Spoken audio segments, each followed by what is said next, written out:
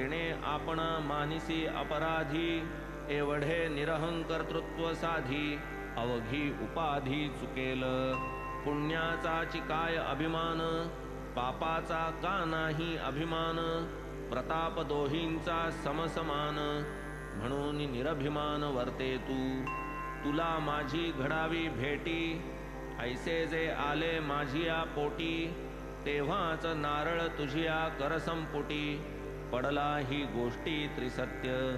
तुम्ही तरी माझीच मुले, फळ जे तुम्हा मुखी लागले, तेच तुम्ही मज अर्पण केले, समजा मज पावले निश्चित.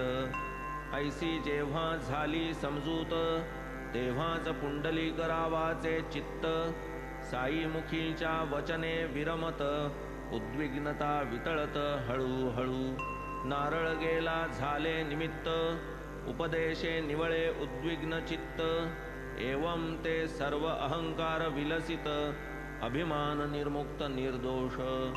एवढेच या कथेचे सार, वृत्ती जो जो निरहंकार, तो तो परमार्थी लाहे अधिकार, सहज भवपार होईल. आता तिसऱ्या भक्ताचा अभिनव, श्रवण करा गोड अनुभव, दिसेल बाबांचे अतुल वैभव, सामर्थ्य गौरव एकसरे.